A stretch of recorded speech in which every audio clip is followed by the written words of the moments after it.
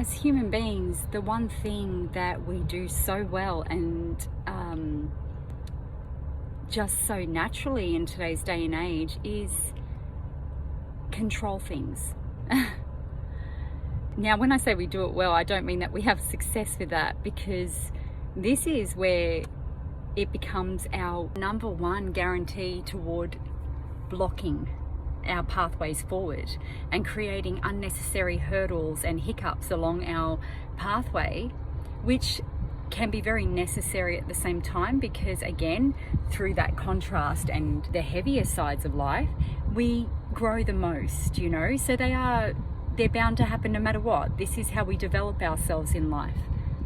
But what I find is, even when we feel we have released control over one area in life, a lot of the time, and very unintentionally, if you are somebody who reflects deeply upon yourself and the way you step forward, I can almost guarantee that you will find, once you've released control out of one area of your life, a lot of the time you'll find another avenue that you were so oblivious to, that you were actually walking blindly with this programmed, almost robotic way of existing, where we need to control certain circumstances without us even being aware of it. And you know, this is where, as a mother, this is where I often reflect the way I step forward through my children. I watch my behavior toward my children, because nobody is as close and bonded to you like your own children in life. Well, this is my figuring anyway. And you know, without meaning to, this is the one thing I find too. We can be really chill with a lot of things in our world, but how you will know if you are truly coming from a place of surrender and acceptance for every individual and the pathway they walk in life. If you're a parent, watch your behavior, how you speak upon your children, because this is something that I have worked on myself. Basically, since I've become a mother, my children have been my biggest teacher. The way I have stepped forth and seen certain behaviors in myself, just upon reflection of how they hold themselves, it is a very powerful tool which can assist you in becoming a mirror to your own traits within you, because our children are the number one source outside of ourselves that will show us very clearly how we carry ourselves by the way they carry themselves. This is why, for me, I always look at my children and talk to them with so much transparency with everything in life, because I offer them this.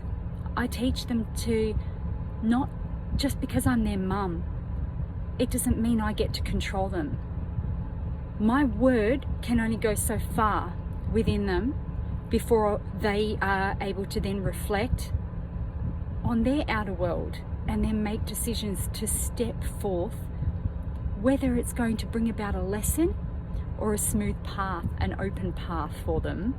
I teach them about this, and I'm very much, you know, we go in depth and talk so deeply about these things, how my word as a parent does not take precedence over their own internal emotional state of being.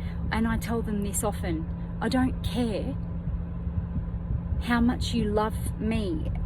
If I am speaking words that make you feel pressured into doing something, you must always come back within yourself and understand that this is your journey, this is your life, how you're going to walk it. It is not up to me. If I am to ever try to pressure my children into doing something, I'm taking away their right to develop themselves and gain the tools that are very necessary to open up their pathway and what it is they can offer into this world that comes so naturally to them as they go through and accumulate these tools throughout life.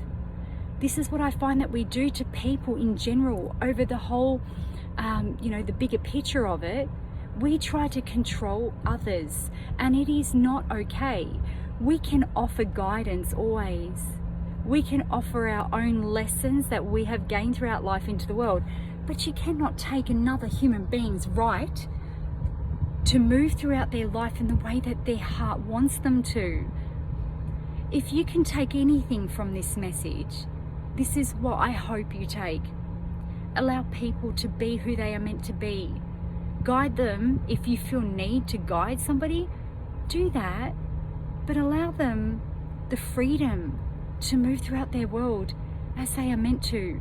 We never have a right on another human being to tell them whether they are right or wrong for what they are doing. All we can do is decide for ourselves whether we close things out or leave the door open for it to continue on for us within our journey. If we want more of that, you allow it. And if you do not like it, you close it out. But do not condemn people for the choices that they are making within their world. This is what I believe has created so much depression and stress and anxiety throughout people's psyche, because they have grown in a world that is constantly telling them they are not enough. They are not doing it right. They are not good enough for, their family dynamics. That's where it starts, within the family. If you don't live up to this, you are not enough. If you don't reach my expectations of who I tell you you have to be, you are not enough. This is one of the most over-controlling, egotistical patterns that is just so imprinted into the way of our existence nowadays. We've got to let go of the need to control anybody else. We can only offer the eye-opening realization of self to another human being. And how we do that is by realizing who we are and understanding what freedom really feels like within ourselves when we stop caring so much about the way that the world is going to see us and judge us, and we can release that and accept ourselves. Because when you accept yourself, the world has no choice but to take you as you are, because you're not going to budge on your character. You're not going to budge on your self-worth. You're not going to need validation from anyone outside of you. So they have to accept it, take it or leave it. They either respect you for you living in accordance to your truth, or they want nothing to do with you. That is it. You've got to stop caring about the gossip and the talk and the judgment and the belittling of this way of this world that is telling you who you have to be and how you must move. When you let go of that and release that, you won't want to control anybody else in your world. All you want to do is add goodness, because you found that goodness within you and you've embraced it. When you have a solid foundation of self-love within you, you accept everybody as they are. Even if it's not for you, that's okay. You're not going to try to control anyone. You'll accept them as they are. There is no need to control anybody, anything, any situation or dynamic to work out in your favor, because you're already in your favor. When you sit in a state of balance, you are already sitting in a place of favor, and the universe will favor you in return. This is the gift of finding peace within yourself and acceptance for all that you are. When you favor yourself and you see yourself in a high light, the world, the universe, it will keep reflecting this beautiful, abundant energy back into your life. You have nothing to lose in this world to heighten your frequency, to accept all that plays out before your eyes, and to let go of the need to control any outcome. Go with the flow. Go with it. The only thing you get to direct is the energy you release out of you and accept into you. It makes it so simple when you realize that this is how we flow. It's as simple as that.